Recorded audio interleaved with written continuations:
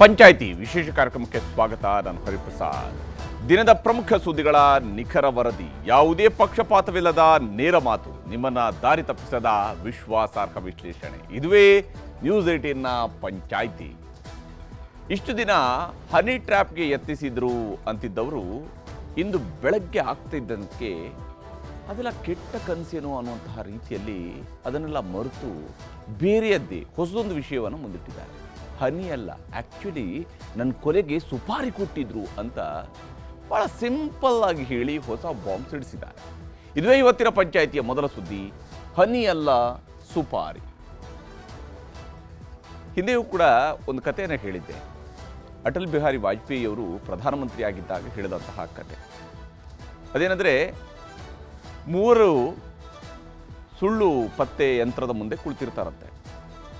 ಒಬ್ಬರು ಡಾಕ್ಟ್ರು, ಒಬ್ಬರು ಇಂಜಿನಿಯರು, ಒಬ್ಬ ರಾಜಕಾರಣಿ. ಡಾಕ್ಟ್ರು ಹೇಳ್ತಾರಂತೆ, ನಾನು ಮಾಡಿರುವಂಥ ಆಪರೇಷನ್ಗಳೆಲ್ಲವೂ ಕೂಡ, ನಾನು ಮಾಡಿರುವಂಥ ಎಲ್ಲ ಸರ್ಜರಿಗಳು ಕೂಡ ಸಕ್ಸಸ್ ಆಗಿದ್ದಾವೆ, 100% ಸಕ್ಸಸ್ ಆಗಿದ್ದಾವೆ ಅಂತ. ಡಾಕ್ಟ್ರು ಹೇಳೋದನ್ನೆಲ್ಲ ಹೇಳಿ ಮುಗಿಸಿದ ನಂತರ ಆ ಸುಳ್ಳು ಪತ್ತೆ ಮಿಷನ್ ಮುಂದೆ ರೆಡ್ ಲೈಟ್ ಬರುತ್ತೆ. ಆಮೇಲೆ ಇಂಜಿನಿಯರ್ ಹೇಳ್ತಾರೆ, ನಾನು ಕಟ್ಟಿರುವ ಎಲ್ಲ ಕಟ್ಟಡಗಳನ್ನು ಕೂಡ ಸರಿಯಾಗಿ ಕಟ್ಟಿದ್ದೀನಿ, ಯಾವುದೇ ರೀತಿಯಾದಂಥ ತೊಂದರೆ ಆಗಿಲ್ಲ ಅನ್ನುವಂಥ ಮಾತನ್ನು ಹೇಳ್ತಾರೆ. ಅವರು ಹೇಳಿದನೆಲ್ಲವೂ ಕೇಳಿದ ನಂತರ ಆ ಸುಳ್ಳು ಪತ್ತೆ ಮೆಷಿನ್ನಲ್ಲಿ ರೆಡ್ ಲೈಟ್ ಬರುತ್ತೆ, ಗ್ರೀನ್ ಲೈಟ್ ಬರಲ್ಲ ಅವ್ರಿಗೂ ಕೂಡ. ಮುಂದೆ ರಾಜಕಾರಣಿಯ ಸರದಿ, ನಾನು ಅಂತ ಶುರು ಮಾಡ್ತಿದ್ದಾಗನೇ ರೆಡ್ ಲೈಟ್ ತೋರಿಸುತ್ತಂತೆ. ಅಂದರೆ ರಾಜಕಾರಣಿಯ ಮಾತನ್ನು ಆ ಮಷಿನ್ ಮೊದಲ ಮಾತಿನಲ್ಲೇ ಅದು ಸುಳ್ಳು ಅಂತ ಹೇಳ್ತಾ ಇದೆ. ಈಗ ರಾಜೇಂದ್ರ ಮತ್ತು ರಾಜಣ್ಣ ಅವರ ಮಾತುಗಳನ್ನು ಕೇಳ್ತಿದ್ರೆ ಇದೇ ಪರಿಸ್ಥಿತಿ ಗೋಚರಿಸ್ತಾ ಇರ್ತದೆ. ಇಲ್ಲಿ ಯಾವುದು ಸತ್ಯ, ಯಾವುದು ಸುಳ್ಳು, ಏನು ಕತೆ ಒಂದು ಕೂಡ ಅರ್ಥ ಆಗ್ತಾ ಇಲ್ಲ. ಯಾಕಂದರೆ ಮೊದಲಿಗೆ ಹನಿ ಟ್ರ್ಯಾಪ್ ಯತ್ನ ನಡೀತಿದೆ, ಪುರಾವೆ ಇದೆ ಅಂತ ಹೇಳಿದರು. ನಂತರ ಹೇಳಿದರು ಹನಿ ಟ್ರ್ಯಾಪ್ ಯತ್ನ ನಡೆದಿದೆ, ಆದರೆ ಮನೆಯಲ್ಲಿ CCTV ಇಲ್ಲ, ಹಾಗಾಗಿ ಪುರಾವೆ ಇಲ್ಲ ಅಂತ ಹೇಳಿದರು. ಇನ್ನೊಬ್ಬರು ಫೋನ್ ಕಾಲ್ ಬಂತು, ವಿಡಿಯೋ ಕಾಲ್ ಬಂತು, ಹನಿ ಟ್ರ್ಯಾಪ್ಗೆ ನನ್ನನ್ನೂ ಯತ್ನಿಸಿದ್ದಾರೆ, ನನ್ನನ್ನೂ ಹನಿ ಟ್ರ್ಯಾಪ್ ಮಾಡೋದಕ್ಕೆ ಯತ್ನಿಸಿದ್ದಾರೆ, ನಾನಾ ರೀತಿಯಲ್ಲಿ ಯತ್ನಿಸಿದ್ದಾರೆ, 6 ತಿಂಗಳಿಂದ ಯತ್ನಿಸಿದ್ದಾರೆ ಅಂತ ಹೇಳಿದರು. ನಿನ್ನೆವರೆಗೂ ಅದೇ ಮಾತನ್ನು ಹೇಳ್ತಾ ಇದ್ರು. ಇವತ್ತು ಇದ್ದಕ್ಕಿದ್ದಂಗೆ ಹೇಳ್ತಿದ್ದಾರೆ, ಹನಿ ಟ್ರ್ಯಾಪ್ ಏನೂ ಆಗಿಲ್ಲ, ನನ್ನನ್ನು ಹನಿ ಟ್ರ್ಯಾಪ್ ಎಲ್ಲ ಮಾಡೋಕ್ಕೆ ಬಂದಿಲ್ಲ, ಆದರೆ ನನ್ನನ್ನು ಕೊಲೆ ಮಾಡೋದಕ್ಕೆ ಸುಪಾರಿ ಕೊಟ್ಟಿದ್ದಾರೆ, 5 ಲಕ್ಷ ರೂಪಾಯಿ ಕೊಟ್ಟಿದ್ದಾರೆ. ಮಗಳ ಏನೋ ಬರ್ತ್ಡೇ ಕಾರ್ಯಕ್ರಮಕ್ಕೆ ಬೇಕಾಗಿ ಶಾಮಿಯಾನ ಹಾಕೋಕ್ಕೆ ಬಂದಂಥವ್ರು ನನ್ನ ಕೊಲೆಗೆ ಯತ್ನಿಸಿದ್ದಾರೆ. ನವೆಂಬರ್ ತಿಂಗಳಲ್ಲಿ ಆಗಿದ್ದಂತೆ, ಜನವರಿಯಲ್ಲಿ ಗೊತ್ತಾಗಿದೆಯಂತೆ, ಮಾರ್ಚ್ 27 ಇವತ್ತು ಹೇಳ್ತಾ ಇದ್ದಾರೆ ನನ್ನ ಕೊಲೆಗೆ ಯತ್ನಿಸಿದ್ದಾನೆ. ಅದು DGಗೆ ಬಂದು ಹೇಳಿದ್ದಾರೆ. ಕೊನೆಗೆ DG ಹೇಳಿದ್ದಾರೆ, ಇಲ್ಲಿ ನನ್ನ ಹತ್ರ ಕೊಟ್ಟರೆ ಆಗಲ್ಲ, ನೀವು ಅಟ್ಲೀಸ್ಟು ತುಮಕೂರಿಗೆ ಹೋಗಿ ಅಲ್ಲಿ SP ಆದರೂ ಕೊಡಿದ್ದು. ಅಂದರೆ ಇಂಥದ್ದೊಂದು ಪರಿಸ್ಥಿತಿ, ಒಬ್ಬ ಸಚಿವರು, ಒಬ್ಬರು MLC ಈ ರೀತಿಯಾಗಿ ಹೇಳ್ತಿದ್ದಾರೆ ಅಂತ ಇದನ್ನು ಹೇಗೆ ನಂಬಬೇಕು ಜನ ಅನ್ನುವ ಪ್ರಶ್ನೆ ಇದೆ. ಅದಕ್ಕಾಗಿಯೇ ಹನಿಯಲ್ಲ ಸುಪಾರಿ ಅನ್ನುವಂಥದ್ರ ಬಗ್ಗೆ ಕಂಪ್ಲೀಟ್ ಆದಂಥ ಒಂದು ವರದಿಯನ್ನು ನಿಮಗೆ ಇವತ್ತಿನ ಪಂಚಾಯಿತಿಯ ಮೊದಲ ಸುದ್ದಿಯಲ್ಲಿ ತೋರಿಸ್ತೀನಿ. ಇನ್ನು ಇವತ್ತಿನ ಪಂಚಾಯಿತಿಯ 2ನೇ ಸುದ್ದಿ, ಗ್ರಾಹಕರಿಗೆ ಶಾಕ್. ರಾಜ್ಯದಲ್ಲಿ ಹಾಲಿನ ದರ ಏರಿಕೆಯಾಗಿದೆ. ಯಥಾ ಪ್ರಕಾರ ಗ್ರಾಹಕರಿಗೆ ದೊಡ್ಡ ಶಾಕ್ ಸಿಕ್ಕಿರುವಂಥದ್ದು. ಆದರೆ ರೈತರನ್ನು ಕೇಳಿದರೆ ಅವರು ಬಹಳ ಖುಷಿಯಾಗಿದ್ದಾರೆ. ಕಾರಣ ಯಾಕೆಂದರೆ ರೈತರಿಗೆ ಹಾಲು ಉತ್ಪಾದನೆಯ ಖರ್ಚು ಎಷ್ಟು ಅನ್ನುವಂಥದ್ದು ಅವರಿಗೆ ಸರಿಯಾಗಿ ಗೊತ್ತಿದೆ.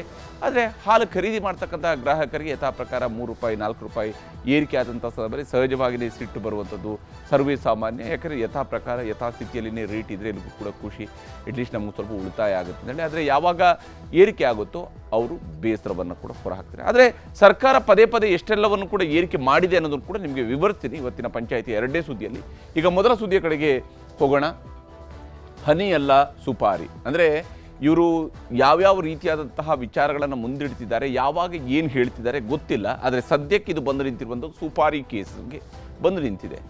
ಅಂದರೆ ಹನಿ ಟ್ರ್ಯಾಪ್ ಯತ್ನ ಹೋಯಿತು, ಸುಪಾರಿ ಕೊಲೆ ಪ್ರಯತ್ನ, ಕೊಲೆಗೆ ಸುಪಾರಿ ಕೊಟ್ಟಿರ್ತಕ್ಕಂತಹ ವಿಚಾರ ಮುನ್ನೆಲೆಗೆ ಬಂದು ನಿಂತಿದೆ.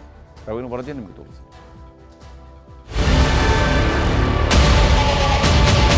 ಈಗ ನನ್ನ ಮೇಲೂ ಕೂಡ ಅಟೆಂಪ್ಟ್ ಮಾಡಿದ್ದಾರೆ. ಆ ಸಚಿವನನ್ನ ವಜಾ ಮಾಡಿ ನಂತರ ನೀವು ಬಜೆಟ್ ಉತ್ತರ ಕೊಡಿ. ಯಾರು ರಕ್ಷಣೆ ಮಾಡಲ್ಲ. ನಾನು ಹೇಳಿ ಕಮಿಟ್ ಆಗಿದ್ದೇನೆ, ತನಿಖೆ ಮಾಡಿಸ್ತೇನೆ. ಕಳೆದ ಶುಕ್ರವಾರವಷ್ಟೇ ವಿಧಾನಸಭೆಯಲ್ಲಿ ನಿಂತು ಸಹಕಾರ ಸಚಿವ KN ರಾಜಣ್ಣ ನನ್ನನ್ನು ಹನಿ ಟ್ರ್ಯಾಪ್ ಮಾಡಲು ಯತ್ನಿಸಿದ್ದಾರೆ, ಅದಕ್ಕೆ ಸಂಬಂಧಿಸಿದ ಸಾಕ್ಷಿಗಳ ಸಮೇತ ದೂರು ಕೊಡುವುದಾಗಿ ಘೋಷಿಸಿದ್ದರು. ನನ್ನ ಸಭಾಧ್ಯಕ್ಷರೇ, ಈ ಕರ್ನಾಟಕ ರಾಜ್ಯ ಅಂತ ಹೇಳಿದ್ರೆ ಇದು ಒಂದು CD ಪೆನ್ ಡ್ರೈವ್ಗಳಿಗೆ ಒಂದು ಕಾರ್ಖಾನೆ ತರ ಅಂತಕ್ಕಂಥದ್ದು ಕೂಡ ಬಹಳ ಜನ ಹೇಳ್ತಾರೆ. ನಾನು ಹೇಳ್ತಾ ಇಲ್ಲ. ಸುಮಾರು ನಿಮ್ಗೆ ಹೇಳ್ತೀನಿ, ನನಗಿರೋ ಮಾಹಿತಿ ಅಂತ 48 ಜನಗಳಿದ್ದಾರೆ, ಒಬ್ರು ಇಬ್ರು ಇಲ್ಲ. ನಾನು ನಮ್ಮ ಗೃಹ ಮಂತ್ರಿಗಳಿಗೆ ಒತ್ತಾಯ ಮಾಡ್ತೇನೆ, ನಾನು ಒಂದು ಲಿಖಿತ ಕಂಪ್ಲೇಂಟ್ ಅನ್ನು ಕೊಡ್ತೀನಿ. ಆ ಕಂಪ್ಲೇಂಟ್ ಆಧರಿಸಿ ಅವರು ತನಿಖೆ ಮಾಡಿಸಬೇಕು.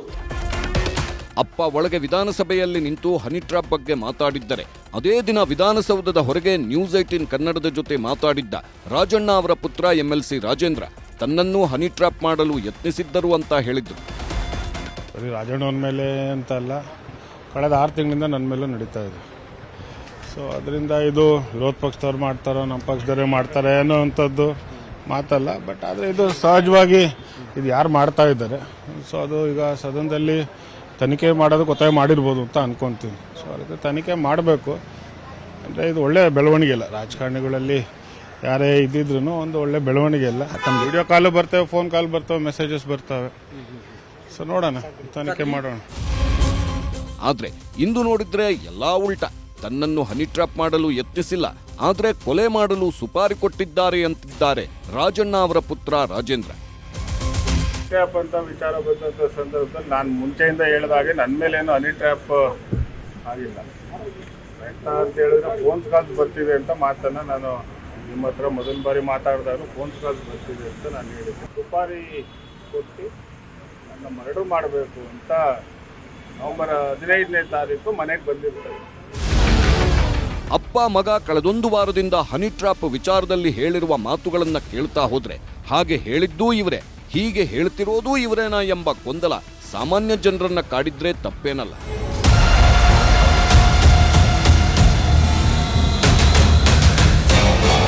ರಾಜಣ್ಣವನ ಮೇಲೆ ಅಂತ ಅಲ್ಲ, ಕಳೆದ 6 ತಿಂಗಳಿಂದ ನನ್ನ ಮೇಲೂ ನಡೀತಾ ಇದೆ. ಬಹಳ ದೊಡ್ಡ ದೊಡ್ಡ ವ್ಯಕ್ತಿಗಳು ಇದರಿಂದ ಇದ್ದಾರೆ. ನನ್ನ ಹತ್ರ ಎಲ್ಲ ದಾಖಲೆಗಳಿದೆ. ಆ ದಾಖಲೆಗಳನ್ನ ನಾನು ಮಾನ್ಯ ಮುಖ್ಯಮಂತ್ರಿಗಳ ಗಮನಕ್ಕೆ ತರ್ತೀನಿ. ಬಂದಿದ್ದಾರೆ, ಪ್ರಯತ್ನ ಮಾಡಿದ್ದಾರೆ, ಪ್ರಯತ್ನ ಸಕ್ಸಸ್ ಆಗಿಲ್ಲ. ನಮ್ಮ ಮೇಲೆ ಆಗಿದ್ದು ನಾಳೆ ಇನ್ನೊಬ್ಬನ ಮೇಲೆ ಆಗ್ಬೋದು, ಇಲ್ಲ ನಿಮ್ಗಳ ಮೇಲೆ ಮಾಡ್ಬೋದಪ್ಪ ಅಂತ ವಿಚಾರ ಬಂದಂಥ ಸಂದರ್ಭದಲ್ಲಿ ನಾನು ಮುಂಚೆಯಿಂದ ಹೇಳಿದಾಗೆ ನನ್ನ ಮೇಲೇನು ಹನಿ ಟ್ರ್ಯಾಪ್ ಆಗಿಲ್ಲ. ಸುಪಾರಿ ಕೊಟ್ಟು ನನ್ನ ಮರ್ಡರ್ ಮಾಡಬೇಕು ಅಂತ ನವೆಂಬರ್ 15ನೇ ತಾರೀಕು ಮನೆಗೆ ಬಂದಿರ್ತಾರೆ. ತುಮಕೂರಿನ ಪ್ರಭಾವಿ ಸಚಿವರೊಬ್ಬರ ಹನಿ ಟ್ರ್ಯಾಪ್ ಯತ್ನ ನಡೆದಿದೆ ಅಂತ ಎಲ್ಲರಿಗಿಂತ ಮೊದಲು ನ್ಯೂಸ್ 18 ಕನ್ನಡ ಹೇಳಿತ್ತು. ಸದನದಲ್ಲಿ ಅದು ರಾಜಣ್ಣ ಅವರದ್ದು ಅನ್ನೋದು ಅಧಿಕೃತವಾಗಿತ್ತು. ಸದನದಲ್ಲೇ ತನಿಖೆಗೆ ಕೇಳಿದ್ರು ರಾಜಣ್ಣ. ತನಿಖೆ ಮಾಡಿಸ್ತೇವೆ ಅಂತ ಗೃಹ ಸಚಿವ ಪರಮೇಶ್ವರ್ ಕೂಡ ಹೇಳಿದ್ದರು. ಅದೆಲ್ಲವೂ ಈಗ ಹಳೆ ವಿಚಾರ. ಆದ್ರೆ ಈಗ ಆಗ್ತಿರೋದೇ ಬೇರೆ. ಕಳೆದೊಂದು ವಾರದಿಂದಲೂ ಹನಿ ಹನಿ ಅಂತಿದ್ದವರು ಇದೀಗ ಒಮ್ಮೆಲೇ ಸುಪಾರಿ ಕೊಲೆ ಅಂತಿದ್ದಾರೆ. 3 ದಿನಕ್ಕೆ ವರಸೆ ಬದಲಿಸಿದ MLC ರಾಜೇಂದ್ರ ನನ್ನ ಮೇಲೆ ಆಗಿರೋದು ಹನಿ ಟ್ರ್ಯಾಪ್ ಅಲ್ಲ, ಬದಲಾಗಿ ಸುಪಾರಿ ಕಿಲ್ಲರ್ಗಳ ಮೂಲಕ ನನ್ನನ್ನ ಕೊಲೆ ಮಾಡಿಸುವ ಸಂಚು ನಡೆದಿತ್ತು ಅಂತಿದ್ದಾರೆ. ಈ ಬಗ್ಗೆ ದಾಖಲೆಗಳ ಸಮೇತ ರಾಜ್ಯದ DGP ಅಲೋಕ್ ಮೋಹನ್ಗೆ ದೂರು ಕೊಟ್ಟಿದ್ದಾರೆ. ಆದ್ರೆ ಈ ಎಲ್ಲ ಘಟನೆ ನಡೆದಿರೋದು ಮಧುಗಿರಿಯಲ್ಲಿ ಅಂತ ರಾಜೇಂದ್ರ ಹೇಳಿದ್ದರಿಂದ ತುಮಕೂರು SP ಕಚೇರಿಗೆ ಹೋಗಿ ದೂರು ನೀಡುವಂತೆ DGP ಸಲಹೆ ಕೊಟ್ಟಿದ್ದು ನಾಳೆ ಅಲ್ಲಿ ದೂರು ನೀಡಲಿದ್ದಾರೆ. ಇದರ ನಡುವೆ ರಾಜ್ಯ ಸರ್ಕಾರ ಹನಿ ಟ್ರ್ಯಾಪ್ ಬಗ್ಗೆ CID ಮೂಲಕ ಪ್ರಾಥಮಿಕ ತನಿಖೆ ಮಾಡಿಸುತ್ತಿದೆ. ಇದುವರೆಗೆ FIR ದಾಖಲು ಮಾಡಿಕೊಳ್ಳದಿದ್ದರೂ ಬೆಂಗಳೂರಿನ ಜೈಮಹಲ್ ರಸ್ತೆಯಲ್ಲಿರುವ ರಾಜಣ್ಣ ಮನೆಯಲ್ಲಿ CID ಅಧಿಕಾರಿಗಳು ಮಾಹಿತಿ ಸಂಗ್ರಹಿಸಿದ್ದಾರೆ. ರಾಜಣ್ಣ ಭೇಟಿಗೆ ಬಂದವರ ವಿವರಗಳಿಗೆ ಸಂಬಂಧಿಸಿದಂತೆ ಲೆಡ್ಜರ್ ಬುಕ್ ಪರಿಶೀಲನೆ ಮಾಡಲಾಗಿದೆ. CID IGP ವಂಶಿಕೃಷ್ಣ ನೇತೃತ್ವದ ತಂಡ ರಾಜಣ್ಣ ಮನೆಯ ಸಿಬ್ಬಂದಿ ವಿಚಾರಣೆ ಮಾಡಿ ಹೇಳಿಕೆಗಳನ್ನು ದಾಖಲಿಸಿದೆ. CIDಯಿಂದ ಹೀಗೆ ಹನಿ ಟ್ರ್ಯಾಪ್ಗೆ ಸಂಬಂಧಿಸಿದಂತೆ ಪ್ರಾಥಮಿಕ ತನಿಖೆ ನಡೆಯುತ್ತಿರುವಾಗಲೇ ಇಡೀ ಕೇಸ್ಗೆ ಹೊಸ ಟ್ವಿಸ್ಟ್ ಕೊಟ್ಟಿದ್ದಾರೆ ರಾಜಣ್ಣ. ನನ್ನ ಮೇಲೆ ಆಗಿರೋದು ಹನಿ ಟ್ರ್ಯಾಪ್ ಅಲ್ಲ, ನನ್ನ ಕೊಲೆಗೆ ಸುಪಾರಿ ಕೊಟ್ಟಿದ್ದಾರೆ ಅಂತಿದ್ದಾರೆ. ಅಲ್ಲದೆ ಇದೆಲ್ಲ ನಡೆದಿರೋದು ನವೆಂಬರ್ ತಿಂಗಳಲ್ಲಿ ಎಂದಿರುವ ರಾಜೇಂದ್ರ ಮಗಳ ಬರ್ತ್ಡೇ ಕಾರ್ಯಕ್ರಮಕ್ಕೆಂದು ಮನೆಯಲ್ಲಿ ಶಾಮಿಯಾನ ಹಾಕಲು ಬಂದವರು ಕೊಲೆಗೆ ಯತ್ನಿಸಿದ್ದಾರೆ ಎನ್ನುತ್ತಿದ್ದಾರೆ. ನನ್ನ ಕೊಲೆ ಮಾಡಲು 5 ಲಕ್ಷಕ್ಕೆ ಸುಪಾರಿ ಕೊಟ್ಟಿದ್ದರು ಎಂದು ಗಂಭೀರ ಆರೋಪ ಮಾಡಿದ್ದಾರೆ. ಅಲ್ಲದೆ ನನ್ನ ಕೊಲೆಗೆ ಸುಪಾರಿ ನೀಡಿದ್ದರ ಬಗ್ಗೆ ಒಂದು ವಾಯ್ಸ್ ರೆಕಾರ್ಡ್ ಬಂದಿದ್ದು ಆ ಫೋನ್ ಕಾಲ್ ರೆಕಾರ್ಡ್ಗಳನ್ನು DGಗೆ ಕೊಟ್ಟಿರುವುದಾಗಿ ಹೇಳಿದ್ದಾರೆ. ಟ್ರ್ಯಾಪ್ ನನ್ನ ಮೇಲೆ ಆಗೇ ಇಲ್ವಲ್ಲ, ನಾನು ಹನಿ ಟ್ರ್ಯಾಪ್ ಆಗಿದೆ ಅಂತ ನಾನು ಹೇಳಿದೆ. ನನ್ನ ಫೋನ್ ಕಾಲ್ಸ್ ಬರ್ತಿದೆ ಅಂತ ನಾನು ಇದಕ್ಕೆ ಮುಂಚೆಯಿಂದ ಹೇಳಿದೆ. ಇಂಥ ದಿನಾಂಕ ಮನೆಗೆ ಅವ್ರ ಮಗಳು ಬರ್ಡೇ ದಿವಸ ಒಂದು ದಿವಸ ಮುಂಚೆ ಶಾಮಿಯಾನ ಹಾಕೋ ವಿಚಾರದಲ್ಲಿ ಬಂದು ಅವ್ರಿಗೆ ಇದು ಮಾಡಬೇಕು, ಅವ್ರು ರೆಸಲ್ಟ್ ಮಾಡಬೇಕು, ಅವ್ರು ಮರ್ಡರ್ ಮಾಡಬೇಕು ಅಂತೇಳಿ ಒಂದು ಸುಪಾರಿಯನ್ನು ಕೊಟ್ಟಿರುವಂಥದ್ದು ಆ ಆಡಿಯೋ ರೆಕಾರ್ಡಲ್ಲಿ ಆಗುತ್ತೆ. ಅದು ವಿಚಾರವನ್ನು ನಾನು ಮಾನ್ಯ ಮುಖ್ಯಮಂತ್ರಿಗಳಿಗೆ ಮೊನ್ನೆ ನಾನು ಭೇಟಿಯಾದಂಥ ಸಂದರ್ಭದಲ್ಲಿ ಗಮನಕ್ಕೆ ತಂದಿದ್ದೆ.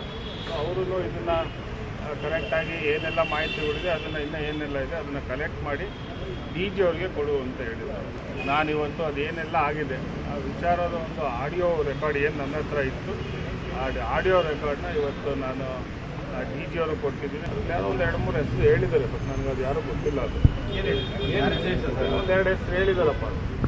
ಸೋಮ ಅಂತ ಒಂದು ಹೆಸರು ಹೇಳಿದ್ದಾರೆ, ಒಂದು ಭರತ್ ಅಂತನೇನೋ ಒಂದು ಹೆಸರು ಹೇಳಿದ್ದಾರೆ, ಭರತ್ ಒಂದು 2-3 ಹೆಸರು ಹೇಳಿದ್ದಾರೆ. ಇಷ್ಟು ದಿನ ಹನಿ ಟ್ರ್ಯಾಪ್ ಅಂತಿದ್ದ ರಾಜೇಂದ್ರ ರಾಜಣ್ಣ ಒಮ್ಮೆಲೆ ಸುಪಾರಿ ಕಿಲ್ಲರ್ ಕಥೆ ಹೇಳಿದ್ದರ ಹಿಂದಿನ ರಹಸ್ಯಗಳೇನು ಎಂಬ ಕೌತುಕವೂ ಮೂಡಿದೆ. ನವೆಂಬರ್ 16ರಂದು ರಾಜೇಂದ್ರ ಮಗಳ ಬರ್ತ್ಡೇ ಇದ್ದು ನವೆಂಬರ್ 15ರಂದೇ ರಾಜೇಂದ್ರ ಮನೆಗೆ ಬಂದಿದ್ದ ಸುಪಾರಿ ಕಿಲ್ಲರ್ಗಳು ಮಗಳ ಬರ್ತ್ಡೇ ದಿನವೇ ಕೊಲೆ ಮಾಡಲು ಸ್ಕೆಚ್ ಹಾಕಿದ್ದರಂತೆ. ಬರ್ತ್ಡೇ ಸಂಭ್ರಮಕ್ಕೆ ಶಾಮಿಯಾನ ಹಾಕುವ ನೆಪದಲ್ಲಿ ಬಂದಿದ್ರಂತೆ. ರಾಜೇಂದ್ರ ಕೊಲೆ ಮಾಡಲು 5 ಲಕ್ಷ ಸುಪಾರಿ ಪಡೆದಿದ್ದು ಆ ದುಡ್ಡು ಕಿಲ್ಲರ್ಗಳ ಅಕೌಂಟ್ಗೆ ಬಿದ್ದಿದೆ ಅಂತಾರೆ. ನವೆಂಬರ್ನಲ್ಲಿ ಆಗಿದ್ದ ಸ್ಕೆಚ್ ಜನವರಿಯಲ್ಲಿ ಗೊತ್ತಾಗಿತ್ತಂತೆ. ನವೆಂಬರ್ನಲ್ಲಿ ಸ್ಕೆಚ್ ಜನವರಿಯಲ್ಲಿ ರಿವೀಲ್ ಆದ್ಮೇಲೂ ಮಾರ್ಚ್ ಆದ್ರೂ ಅದನ್ನ ತಡೆ ಹಿಡಿದಿದ್ದೇಕೆ ಎಂಬ ಪ್ರಶ್ನೆಗಳು ಕಾಡುತ್ತಿವೆ. ಅಥವಾ ಹಾಗೆ ನಡೆದಿದ್ದೆಲ್ಲ ತಮಾಷೆಗೆ ಅಂದುಕೊಂಡಿದ್ದು ಈಗ ಅದರ ಸೀರಿಯಸ್ನೆಸ್ ರಾಜೇಂದ್ರಗೆ ಅರ್ಥ ಆಗ್ತಿದೆಯಾ ಎಂಬ ಸಂದೇಹ ಮೂಡಿದೆ. ಜನವರಿಯಲ್ಲಿ ಇದು ನನಗೆ ಮಾಹಿತಿ ಬರುವಂಥದ್ದು. ನಾನು ಫಸ್ಟು ಸ್ವಲ್ಪ ಇದೇನೋ ಯಾರೋ ಮಾಡ್ತಿದ್ದಾರೆ ಸುಮ್ಮನೆ ತಮಾಷೆಗೆ ಅಂತ ಅಂದ್ಕೊಂಡೆ, ಬಟ್ ಇದು ಬೇರೆ ಬೇರೆ ರೀತಿಯಲ್ಲಿ ಇದು ಬೆಳವಣಿಗೆ ನಡೀತಾ ಇದೆ. ಸೊ ನಾನು ಅದನ್ನು ಈಗ ಏನು ಕಂಪ್ಲೇಂಟ್ ನಾಳೆ SP ಅವ್ರಿಗೆ ಕೊಡ್ತೀನಿ, ಅದನ್ನು ಅವ್ರು ಇನ್ವೆಸ್ಟಿಗೇಷನ್ ಸ್ಟಾರ್ಟ್ ಮಾಡಿದ್ಮೇಲೆ ಇದು ಬೇರೆ ಏನೆಲ್ಲ ಅದರೊಳಗಡೆ ನನಗೆ ಇನ್ನೂ ಮಾಹಿತಿಗಳಿದೆ ಅದನ್ನು ಇನ್ವೆಸ್ಟಿಗೇಷನಲ್ಲಿ ಹೇಳ್ತೀನಿ ಅಂತ ಮಾತಾಡಿ. ಅವ್ರಿಗೆ ಯಾರ್ಯಾರು ಬಂದಿದ್ರು ಏನು ಅಂತ ತಾನೇ ಅವರು ಪ್ರಿಲಿಮಿನರಿ ಇವತ್ತು ತನಿಖೆ ಪ್ರಾರಂಭ ಮಾಡಿದ್ದಾರೆ. ಇವತ್ತು ಏನು ಗೌರ್ಮೆಂಟ್ ಗೆಸ್ಟ್ ಹೌಸ್ ಇದೆ ಜೈಮಾಲ್ ರೋಡಲ್ಲಿ, ಅಲ್ಲಿಗೆ ಇವತ್ತು CID ಅವರು ಹೋಗಿ ಇವತ್ತು ಅಲ್ಲಿರೋವಂಥ ಮನೇಲಿ ಯಾರೆಲ್ಲ ಕೆಲಸದವರು ಇದ್ದಾರೆ ಅವ್ರನ್ನೆಲ್ಲ ಯಾರು ಬರ್ತಾ ಇದ್ದಾರೆ ಏನು ಅಂತ ಇವತ್ತು ತನಿಖೆ ಪ್ರಾರಂಭ ಮಾಡಿದ್ದಾರೆ ಅಂತ ಮಾಹಿತಿ ನನಗಿರೋ. ಮಗ ಹೀಗೆ ಹೊಸದೊಂದು ಬಾಂಬ್ ಸಿಡಿಸಿದ್ರೆ ಅಪ್ಪ ನನಗೆ ಅದರ ಬಗ್ಗೆ ಏನೂ ಗೊತ್ತಿಲ್ಲ ಎನ್ನುತ್ತಿದ್ದಾರೆ. ರಾಜೇಂದ್ರ ಅವರ ಕೊಲೆಗೆ ಸುಪಾರಿ ಕೊಟ್ಟಿದ್ದಾರೆ ಎಂಬಂತಹ ಗಂಭೀರ ಪ್ರಕರಣದ ಬಗ್ಗೆ ಮಗ ಅಪ್ಪನಿಗೆ ಹೇಳಿಲ್ವಾ ಎಂಬ ಅನುಮಾನ ಮೂಡುತ್ತಿದೆ. ಆದರೆ ಈ ವಿಚಾರದ ಬಗ್ಗೆ CM ಹಾಗೂ ಗೃಹ ಮಂತ್ರಿಗಳು ತೀರ್ಮಾನ ಮಾಡ್ತಾರೆ ಬಿಡಿ ಎಂದು ಹೇಳಿ ಸಚಿವ ರಾಜಣ್ಣ ಜಾರಿಕೊಂಡ್ರು. ಅಂದ್ರೆ ನಿಮ್ಮ ಮೊಮ್ಮಗಳ ಬರ್ಡೇ ಕಾರ್ಯಕ್ರಮದಲ್ಲಿ ಕೊಲೆ ಪ್ರಯತ್ನ ನಿಮ್ಮ ಮಗನ ಮೇಲೆ ನಡೆದಿದ್ದ? ನನಗೆ ಗೊತ್ತಿಲ್ಲ. ಅದ್ರ ಬಗ್ಗೆ ನಾನು ಯಾವುದೇ ರಿಯಾಕ್ಷನ್ ಕೊಡೋದಿಲ್ಲ. ದಯಮಾಡಿ ನನಗೆ ಒತ್ತಾಯ ಮಾಡಬೇಡಿ.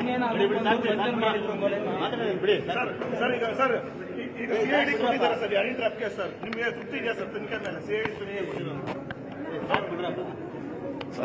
ಅದು ಗೃಹ ಮಂತ್ರಿಗಳಿಗೆ ಮುಖ್ಯಮಂತ್ರಿಗಳು ಬಿಟ್ಟಂತ ವಿಚಾರ. ಹನಿ ಅಂತಿದ್ದ ರಾಜೇಂದ್ರ ಈಗ ಉಲ್ಟಾ ಹೊಡೆದಿದ್ದಾರೆ.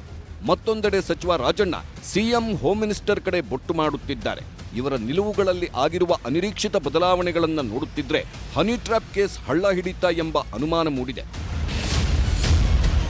ಆರಂಭದಿಂದಲೂ ಅನುಮಾನಗಳ ಸುತ್ತುತ್ತಲೇ ಇತ್ತು ಹನಿ ಟ್ರ್ಯಾಪ್ ಕೇಸ್. ಸದನದಲ್ಲಿ ಸಚಿವ KN ರಾಜಣ್ಣ ಪ್ರಸ್ತಾಪ ಮಾಡೋ ವಿಚಾರದಲ್ಲೂ ಗೊಂದಲ ಏರ್ಪಟ್ಟಿತ್ತು. ತಾವಾಗೆ ಪ್ರಸ್ತಾಪ ಮಾಡಿದ್ರೋ, ಯತ್ನಾಳ್ ಕೇಳಿದ್ದಕ್ಕೆ ಮಾಡಿದ್ರೋ, ಹೇಳಿ ಮಾಡಿಸಿದ್ರೋ ಎಂಬೆಲ್ಲ ಅನುಮಾನ ಅಂದೇ ಮೂಡಿತ್ತು. ದೂರು ಕೊಡುವ ವಿಚಾರದಲ್ಲೂ ಗೊಂದಲ, ವಿಳಂಬ, ನಿಗೂಢ ನಿರ್ಧಾರಗಳು ಎದ್ದೆದ್ದು ಕಾಣುತ್ತಿದ್ದವು. ಪೊಲೀಸ್ ಸ್ಟೇಷನ್ ಬದಲು ಗೃಹ ಸಚಿವರು DGPಗೆ ದೂರು ಕೊಟ್ಟರು. ಅಷ್ಟಕ್ಕೂ ಸಾಲದೆ ಆರಂಭದಿಂದಲೂ ಹನಿ ಟ್ರ್ಯಾಪ್ ಅಂತಿದ್ದವರು ಇದೀಗ ಸುಪಾರಿ ಕಿಲ್ಲರ್ ಕಥೆ ಹೇಳ್ತಿದ್ದಾರೆ. ಹಾಗಾಗಿ ಹನಿ ಟ್ರ್ಯಾಪ್ ಹಿಂದಿರುವ ಆ ಮಹಾನಾಯಕನ ವಿರುದ್ಧ ಮಾತನಾಡಲು ಹಿಂದೇಟು ಹಾಕ್ತಿದ್ದಾರ ಅಪ್ಪ ಮಗ ಎಂಬ ಪ್ರಶ್ನೆಗಳು ಎದ್ದಿವೆ. ಹೈಕಮಾಂಡ್ ಎಂಟ್ರಿಯಿಂದಾಗಿ ಎಲ್ಲ ನಿರ್ಧಾರಗಳು ನಿಗೂಢವಾಗಿ ಆಗಿ ಹೋಯ್ತಾ ಎಂಬ ಅನುಮಾನವೂ ಕೈಪಾಳೆಯದಲ್ಲಿ ಎದ್ದಿದೆ. ಏನೇ ಆದ್ರೂ ಹನಿ ಟ್ರ್ಯಾಪ್ ಮಾಡಲು ಯತ್ನಿಸಿದ್ದರು ಎಂಬ ಸಚಿವ ರಾಜಣ್ಣ ಮಾತು ಈಗಾಗಲೇ ವಿಧಾನಸಭೆಯಲ್ಲೇ ಹೇಳಿದ್ದರಿಂದ ಈಗ ನಾನು ಹಾಗೆಲ್ಲ ಹೇಳೇ ಇಲ್ಲ ಅಂತ ಅಲ್ಲಗಳೆಯುವುದಕ್ಕೂ ಆಗಲ್ಲ. ಆದರೆ ಕಾಂಗ್ರೆಸ್ನಲ್ಲಿ ನಡೆಯುತ್ತಿರುವ ಕುರ್ಚಿ ಕಾಳಗ ಮತ್ತು ಸಚಿವ ಸಂಪುಟಕ್ಕೆ ಸರ್ಜರಿ ಮಾಡುವ ಸಾಧ್ಯತೆ ಹಿನ್ನೆಲೆಯಲ್ಲೇ ಈ ಹನಿ ಟ್ರ್ಯಾಪ್ ಯತ್ನ ಪ್ರಕರಣ ಎಂಬ ಪುಕಾರು ಎಬ್ಬಿಸಿ ಅದರ ಮೂಲಕ ರಾಜಕೀಯ ಲಾಭ ಪಡೆಯುವ ಲೆಕ್ಕಾಚಾರ ಎಲ್ಲೋ ಉಲ್ಟಾ ಹೊಡೆದಂತೆ ಭಾಸವಾಗುತ್ತಿದೆ. ಹೀಗಾಗಿ ಇವೆಲ್ಲ ಮುಂದೆ ಯಾವ ಸ್ವರೂಪ ಪಡೆದುಕೊಳ್ಳುತ್ತವೆ ಅನ್ನೋದೇ ಈಗಿರುವ ಕುತೂಹಲ. Bureau report, news 18. ಹೀಗೆ ಇಷ್ಟು ದಿವಸ ಹನಿ ಟ್ರ್ಯಾಪ್ ಅಂತ ಹೇಳ್ತಾ ಇದ್ದಂಥವ್ರು ಈಗ ಹನಿ ಟ್ರ್ಯಾಪ್ ಯತ್ನ ಅಲ್ಲ, ಬದಲಿಗೆ ಸುಪಾರಿ ಕೊಟ್ಟು ಕೊಲೆಗಿನೇ ಕಳಿಸಿದ್ರು ಅಂತ ಹೇಳ್ತಾ ಇದ್ದಾರೆ. ಅಂತಿಮವಾಗಿ ಪೊಲೀಸರ ತನಿಖೆಯಿಂದ ಸತ್ಯ ಬಯಲಾಗಬೇಕಾಗುತ್ತೆ. ಆದರೆ ಪೊಲೀಸರಿಗೂ ಕೂಡ ಸರಿಯಾಗಿ ದೂರು ಕೊಡ್ತಿಲ್ವಲ್ಲ, ಹೀಗಾಗಿ ಈ ಸತ್ಯ ಬಯಲಾಗುತ್ತೋ ಇಲ್ಲೋ ಅನ್ನೋಂಥದ್ದು ಅನುಮಾನವೂ ಕೂಡ ಇದ್ದೇ ಇದೆ. ಗ್ರಾಹಕರಿಗೆ ಶಾಕ್ ಕೊಟ್ಟಿದೆ ಹಾಲಿನ ದರ ಏರಿಕೆ ಮೂಲಕವಾಗಿ ರಾಜ್ಯ ಸರ್ಕಾರ. ಮೊದಲಿಗೆ ಯಾವ ಹಾಲಿಗೆ ಎಷ್ಟು ದರ ಅನ್ನುವಂಥದ್ದನ್ನು ನಿಮಗೆ ಹೇಳ್ತಾ ಹೋಗ್ತೀನಿ. ಪರಿಷ್ಕೃತ ದರ ನಾಳೆ ಬೆಳಗ್ಗೆಯಿಂದಲೇ ಯಾವ ರೀತಿಯ ಖರೀದಿ ಮಾಡುವಂಥ ಸಂದರ್ಭದಲ್ಲಿ ಗೊತ್ತಿರಬೇಕಾಗಿರೋದು. ಸದ್ಯದ ದರ ಏನು ನೀಲಿ ಟೋನ್ಡ್ ಮಿಲ್ಕ್ ಎಂದೇ ನಾರ್ಮಲ್ ಆಗಿ ತೆಗೆದುಕೊಳ್ಳುವಂತಹ ಹಾಲು, ಅದಕ್ಕೆ 47 ರೂಪಾಯಿ ಆಗಿದೆ. 43 ರೂಪಾಯಿ ಬದಲಿಗೆ 47 ರೂಪಾಯಿ ಮಾಡಲಾಗಿದೆ. ಇನ್ನು ಹಸಿರು ಪ್ಯಾಕ್ಗೆ 46 ರೂಪಾಯಿ ಸದ್ಯದ ದರ ಇತ್ತು, ಅದು ಈಗ 50 ರೂಪಾಯಿ ಆಗ್ತಾ ಇರುವಂಥದ್ದು, 50 ರೂಪಾಯಿ ಮಾಡಲಾಗಿರುವಂಥದ್ದು. ಇನ್ನು ಸದ್ಯದ ದರ ಆರೆಂಜ್ ಪ್ಯಾಕೆಟ್ಗೆ 48 ರೂಪಾಯಿ ಇತ್ತು, ಅದು ಈಗ 52 ರೂಪಾಯಿ ಆಗುತ್ತೆ. ಅಂದರೆ ಇಲ್ಲಿ ದರದ ಏರಿಕೆಯನ್ನು ಮಾಡಿರುವಂತಹ ಪ್ರಮಾಣ ಅಂದರೆ ಇಲ್ಲಿ ಇದು ಅರ್ಧ ಲೀಟರ್ಗೆ ಈ ಹಿಂದೆ 550 ml ಮಾಡಿದ್ರಲ್ಲ ಆ ದರದ ಆಧಾರದ ಮೇಲೆ ಅಲ್ಲ, ಇದನ್ನು ನೀವು ಅರ್ಧ ಲೀಟರ್ 500 ml ದರದ ಲೆಕ್ಕದಲ್ಲಿರುವಂಥದ್ದು. ಸದ್ಯ 50 ರೂಪಾಯಿ ಇರತಕ್ಕಂತಹ ಆರೆಂಜ್ ಸ್ಪೆಷಲ್ಗೆ ಈಗ 54 ರೂಪಾಯಿ ಮಾಡಲಾಗಿದೆ, 4 ರೂಪಾಯಿ ಅಲ್ಲೂ ಕೂಡ ಏರಿಕೆಯಾಗಿದೆ. ಇನ್ನು ಶುಭಂ ಟೋನ್ಡ್ ಮಿಲ್ಕ್ಗೆ 51 ರೂಪಾಯಿ ಇತ್ತು, ಅದಕ್ಕೆ ಅದು ಇವಾಗ 55 ರೂಪಾಯಿ ಆಗ್ತಾ ಇರುವಂಥದ್ದು. ಹಾಗೆಯೇ ಸಮೃದ್ಧಿ ಹಾಲು, ಕೆನೆಭರಿತ ಹಾಲು ಸಮೃದ್ಧಿ ಹಾಲು, ಅದಕ್ಕೆ 53 ರೂಪಾಯಿ ಇತ್ತು, ಅದನ್ನೀಗ 57 ರೂಪಾಯಿ ಮಾಡಿದ್ದಾರೆ, 57 ರೂಪಾಯಿಗೆ ಏರಿಕೆಯಾಗಿದೆ. ಹಾಗೆಯೇ ಸಂತೃಪ್ತಿ ಹಾಲು ಇದು 57 ರೂಪಾಯಿ ಇದ್ದಂಥದ್ದನ್ನು ಈಗ 61 ರೂಪಾಯಿಗೆ ಏರಿಕೆ ಮಾಡಿರುತ್ತದೆ. ಪ್ರತಿಯೊಂದರಲ್ಲೂ ಕೂಡ 4 ರೂಪಾಯಿಯನ್ನು ಸರಾಸರಿಯಾಗಿ ಏರಿಕೆ ಮಾಡಿದ್ದಾರೆ. ಮೊಸರು 1 kgಗೆ 50 ರೂಪಾಯಿ ಇದ್ದಿದ್ದನ್ನು ಈಗ 54 ರೂಪಾಯಿಗೆ ಮಾಡಿದ್ದಾರೆ. ಈ ಮೂಲಕವಾಗಿ ದರ ಏರಿಕೆಯನ್ನು ಮಾಡಿರುವಂಥದ್ದು ರಾಜ್ಯ ಸರ್ಕಾರ. ಇದಕ್ಕೆ ಸಂಬಂಧಪಟ್ಟಂತೆ ಆದೇಶವನ್ನು ಹೊರಡಿಸಿರುವಂಥದ್ದು. ಅಂದರೆ ಈ ದರ ಏರಿಕೆಯ ಮೂಲಕವಾಗಿ ಈ ಹಿಂದೆ ಏನು 50 ml ಅನ್ನು ಏರಿಕೆ ಮಾಡಿ ಒಟ್ಟು ಪ್ರಮಾಣದಲ್ಲೂ ಕೂಡ 50 ml ಅನ್ನು ಏರಿಕೆ ಮಾಡಿ ಆವಾಗ ಒಮ್ಮೆ ದರ ಪರಿಷ್ಕರಣೆ ಮಾಡಿದ್ರಲ್ಲ, ಅದರ ಆಧಾರದ ಮೇಲೆಲ್ಲ ಪೂರ್ವ ಅಂದರೆ 50 ರೂಪಾಯಿಯ 500 ml ಆಧಾರದ ಮೇಲೆ ಇವಾಗ ದರ ಏರಿಕೆಯನ್ನು ಮಾಡಿದ್ದಾರೆ. ಸಹಜವಾಗಿಯೇ ಇದು ಗ್ರಾಹಕರ ಸಿಟ್ಟಿಗೆ ಕಾರಣ ಆಗಿದೆ. ಯಾಕಂದರೆ ರಾಜ್ಯ ಸರ್ಕಾರ ಮತ್ತೆ ಗ್ರಾಹಕರ ಕಿಸೆಗೆ ಕತ್ತರಿಯನ್ನು ಹಾಕ್ತಾ ಇದೆ ಅಂತೇಳಿ ಕಳೆದ 2 ವರ್ಷದ ಅವಧಿಯಲ್ಲಿ ಕಾಂಗ್ರೆಸ್ನ ಆಡಳಿತದ ಅವಧಿಯಲ್ಲಿ ಒಟ್ಟು 6 ರೂಪಾಯಿಯನ್ನು ಈಗಾಗಲೇ ಏರಿಕೆ ಮಾಡಿರುವಂಥದ್ದು. ಆದರೆ ಓವರಾಲ್ ಆಗಿ ನಾವು ಕನ್ಸಿಡರ್ ಮಾಡಿದಾಗ ಒಟ್ಟು 9 ರೂಪಾಯಿವರೆಗೂ ಕೂಡ ಏರಿಕೆ ಆಗಿದೆ. ಹೇಗೆ ಅಂತ ಹೇಳಿದ್ರೆ 50 ml ಲೆಕ್ಕದಲ್ಲೂ ಕೂಡ ಒಮ್ಮೆ ದರ ಏರಿಕೆಯನ್ನು ಮಾಡಲಾಯಿತು. ಆದರೆ ಅದಕ್ಕೆ ನಾವು ಹೆಚ್ಚುವರಿಯಾಗಿ ನಿಮಗೆ ಹಾಲು ಕೊಡ್ತಿದ್ದೀವಿ, ಕೇವಲ ಹೆಚ್ಚುವರಿ ಆಗಿರ್ತಕ್ಕಂಥ ಹಾಲಿನ ದರ ಮಾತ್ರ ನಾವು ಹೇಳಿರುವಂಥದ್ದು. ಹಾಲಿನ ದರ ಆ್ಯಕ್ಚುಲಿ ಏರಿಕೆ ಮಾಡಿಲ್ಲ ಅಂತೇಳಿ ಕೂಡ ಸರ್ಕಾರ ಸಮರ್ಥನೆಯನ್ನು ಕೊಟ್ಟಿತ್ತು. ಅದೇನೇ ಇದ್ರೂ ಕೂಡ ಅಂತಿಮವಾಗಿ ಪೇ ಮಾಡಬೇಕಾಗಿರುವಂಥದ್ದು ಜನರೇ, ಗ್ರಾಹಕರೇ ಪೇ ಮಾಡಬೇಕಾಗಿರುವಂಥದ್ದು. ಗ್ರಾಹಕ ಪೇ ಮಾಡುವಂತಹ ಗ್ರಾಹಕರಿಗೆ 4 ರೂಪಾಯಿ ಏರಿಕೆಯಾಗಿದೆ. ಅರ್ಧ ಲೀಟ್ರಿಗೆ ಬಹುಶಃ 2 ರೂಪಾಯಿ ಏರಿಕೆ ಆಗುತ್ತೆ. ಆದರೆ ಈ 47 ರೂಪಾಯಿ ಈ ರೀತಿಯಾದಂತಹ ದರ ಇದ್ದಾಗ ಅದನ್ನು 23 ರೂಪಾಯಿ ಮಾಡ್ತಾರೆ, 24 ರೂಪಾಯಿ ಮಾಡ್ತಾರೆ. 24 ರೂಪಾಯಿ ಮಾಡಿದ್ರು ಅಂತ ಹೇಳಿದಾಗ ಸಹಜವಾಗಿಯೇ ಅಲ್ಲಿ ಮತ್ತೆ 2 ರೂಪಾಯಿ ಏರಿಕೆ ಆಗಿರುವಂಥದ್ದು ಅಲ್ಲೂ ಕೂಡ ಬಿಸಿ ತಟ್ಟುತ್ತೆ, 3 ರೂಪಾಯಿ ಏರಿಕೆ ಆಗುವಂಥದ್ದು ತಟ್ಟುತ್ತೆ. ಈ ರೀತಿಯಾದಂತಹ ಕೆಲಸವನ್ನು ಸರ್ಕಾರ ಮಾಡಿದೆ. ಇದಕ್ಕೆ ಗ್ರಾಹಕರು ಏನು ಹೇಳ್ತಿದ್ದಾರೆ, ಹಾಗೆಯೇ ರೈತರು ಏನು ಹೇಳ್ತಿದ್ದಾರೆ. ಒಂದು ಕಡೆಯಲ್ಲಿ ಗ್ರಾಹಕರಿಗೆ ಶಾಕ್ ಆಗಿದ್ರೆ ಉತ್ಪಾದಕರಿಗೆ ಖುಷಿಯೂ ಕೂಡ ಆಗಿದೆ. ಅದನ್ನು ನಿಮ್ಗೆ ತೋರಿಸ್ತೀನಿ. ಮಾಡಿಬಿಟ್ರೆ ಹೆಂಗಪ್ಪ, ನಾವು ಬಡವ್ರ ಬಗ್ಗೆ ಜೀವನ ಮಾಡೋದು ಹೆಂಗೆ, ಕಮ್ಮಿ ಮಾಡಲೇಬೇಕು, ಇಲ್ಲ ಸ್ಟ್ರೈಕ್ ಮಾಡ್ತೀವಿ ಅಲ್ವಾ. ಬಡವ್ರು ಎಲ್ಲಿಂದ ಜೀವನ ಮಾಡ್ತಾರೆ, ಮಕ್ಳು ಇರ್ತಾರೆ ಇಲ್ದರೆ.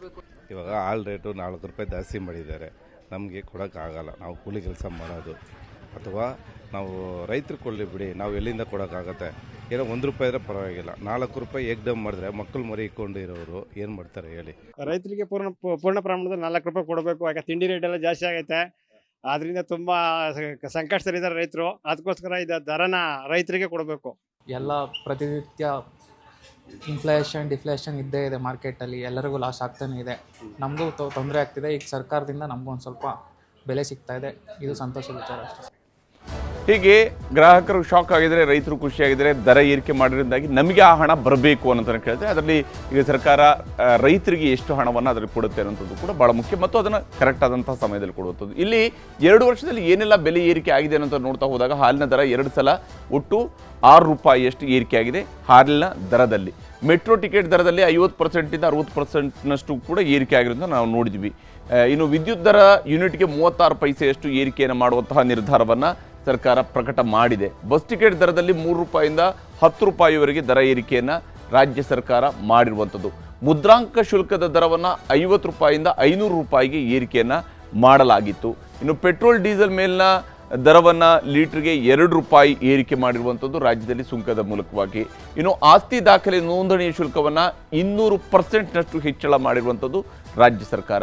ಲೀಟರ್ ನೀರಿಗೆ ಈಗ 1 ಪೈಸೆ ಹೆಚ್ಚಳಕ್ಕೆ ಸಿದ್ಧತೆಯನ್ನು ಮಾಡ್ಕೊಂಡಿದ್ದೀವಿ ಅನ್ನೋದನ್ನು, ಕನಿಷ್ಠ 1 ಪೈಸೆ ಆದರೂ ಹೆಚ್ಚಳ ಮಾಡ್ತೀವಿ ಅನ್ನೋದನ್ನು ಈಗಾಗಲೇ DCM ಹೇಳಿದ್ದಾರೆ, ಜಲಸಂಪನ್ಮೂಲ ಸಚಿವರು ಹೇಳಿದ್ದಾರೆ. ಹೀಗೆ ಒಂದಾದ ಮೇಲೊಂದು ದರ ಏರಿಕೆ ಆಗ್ತಾ ಇದೆ. ಸಹಜವಾಗಿಯೇ ಇದು ಗ್ರಾಹಕರಿಗೆ ಶಾಕ್ ಆಗ್ತಾ ಇರೋದು. ಹಣದುಬ್ಬರದ ಬಿಸಿ ಸಾರ್ವಜನಿಕರ ಮೇಲೆ ತಟ್ಟುವಂಥದ್ದು ಸರ್ವೇ ಸಾಮಾನ್ಯ.